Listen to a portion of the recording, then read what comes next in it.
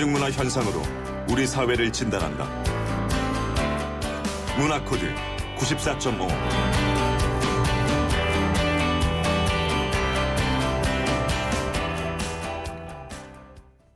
네, 매주 화요일에는 뉴스 안에 담긴 다양한 대중문화의 코드를 읽어봅니다. 문화코드 94.5 정덕현 문화평론가와 함께합니다. 자, 오늘도 나오셨네요. 안녕하세요. 안녕하세요.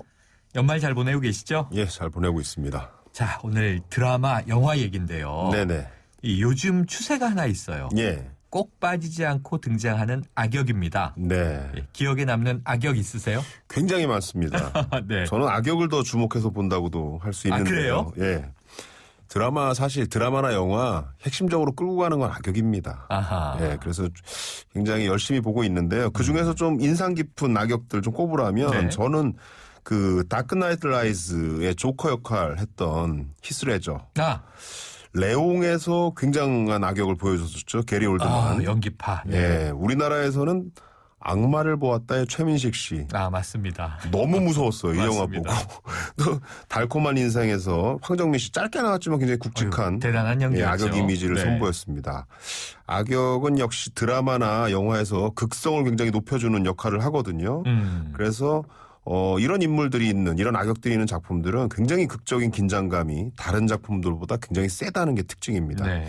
악마를 보았다 아까 말씀드렸지만 너무 끔찍해서 관객들이 좀 꺼려할 정도였다고 합니다. 말씀 듣고 보니까 네. 악역이 아주 악랄하고 생생해야 네. 주인공의 역도 살아나는 거겠군요. 그럼요. 올해 영화 속에서 가장 사랑받은 악역 캐릭터라면 역시 베테랑의 조태호, 바로 유아인 씨가 아닐까 싶은데요. 그렇죠. 최근에는 이 재벌 2세, 3세를 악역으로 그리는 경우가 많죠? 그렇습니다. 베테랑의 조태호 캐릭터는 올해 최고의 악역이 아닐까 싶은데요. 재벌 3세, 갑질, 금수저. 지금 대중들이 딱 들으면 분노를 유발하는 어떤 대부분의 요소들을 다 갖고 있었다라고 맞아요. 해도 과언이 아닌 캐릭터였습니다. 현실 어딘가 봤던 인물들을 모아놓은 듯한 캐릭터여서 네. 그 대중들이 느끼는 실감 훨씬 컸다고 볼 수 있는데요. 네. 1000만 관객을 넘긴 베테랑의 힘, 저는 조태호라는 악역에서 나왔다. 아하. 이렇게 얘기합니다. 어디 가서. 예, 말씀하신 대로 최근 들어서 이 재벌 2세, 3세 악역으로 많이 등장하는데요. 이 별에서 온 그대 신성록 씨가 그랬고요. 네. 화려한 욕의 김호진 씨 캐릭터 최근 하는 드라마죠. 네. 또 리멤버 아들의 전쟁이란 드라마에서 악역을 맡고 있는 남궁민 씨는 이 드라마판 베테랑이 아니냐는 얘기가 나올 정도로 조태호와 아주 유사한 공분을 일으키는 캐릭터를 연기하고 있습니다. 네. 이렇게 된 건 아무래도 지금 현재 대중들이 재벌가를 바라보는 시선이 상당 부분 영향을 미친 탓 네. 같은데요. 갑질 논란이라든가 금수저 논란. 여기서 대중들은 재벌은 좀 불편한 마음을 굉장히 공공연히 드러내고 있습니다. 드라마나 영화 같은 허구를 통해서나마 그런 부분들을 좀 통쾌하게 뒤집고 싶은 욕망 이런 게 이런 악역 캐릭터에 들어있다고 볼 수 네. 있습니다. 한편 역사극에도 또 악역이 등장하죠. 그렇죠. 영화 암살의 이정재나 그렇죠. 드라마 육룡인 아리샤의 길태미, 네. 박혁권 씨, 네. 또 홍인방, 전노민 이 최고의 존재감 보여줬죠. 암살의 이정재 씨는 우리에게 굉장히 민감했던 친일파의 전형을 보여줬는데요. 이 대중들은 여전히 친일파 청산이 제대로 이루어지지 않았다고 평가를 하고 있는데 그만큼 공분을 일으킬 수 있는 인물이었기 때문에 강력한 악역으로서의 역할을 보여줬다고 생각합니다. 육룡인 아르샤는 특이하게 도당 3인방이라는 악역을 내세웠는데요. 네. 흥미로운 건 그 악역이 해당되는 역사적 인물들이 분명 존재한다고 여겨지는데도 불구하고 이 캐릭터를 가상으로 만들었다는 점입니다. 네. 이인겸, 길태미, 홍인방이 그들인데요.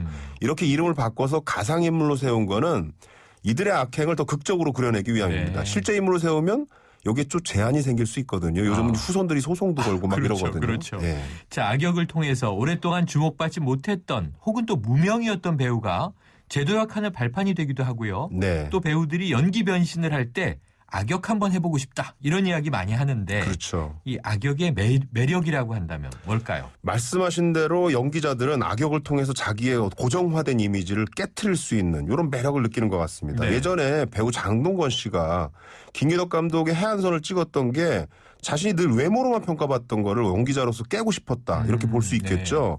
올해 악역으로 꼽히는 유아인 씨도 마찬가지입니다. 이전에 청춘의 아이콘 같은 이미지를 보였었거든요. 근데 이번 악역을 통해서 확실한 연기자라는 인상을 심어줬죠.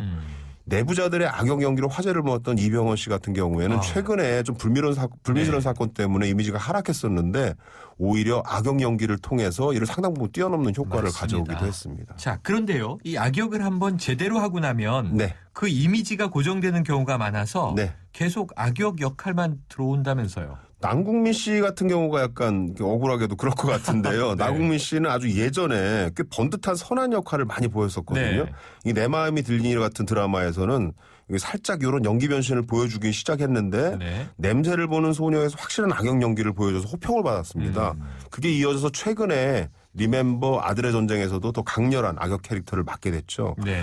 또 이경영 씨 같은 경우도 상당히 악역적으로 특화된 면이 있고요. 최근에 이 디데이 같은 재난 블록버스터에서 확실한 악역 연기를 보여줬습니다. 네. 김희원 씨 빼놓을 수 없는데요. 미생에서 굉장히 강렬한 악역을 보여줬잖아요. 아하, 맞아요. 송곳에서도 마트 직원들 괴롭히는 부장 역할로 그랬네요. 굉장히 강렬했습니다.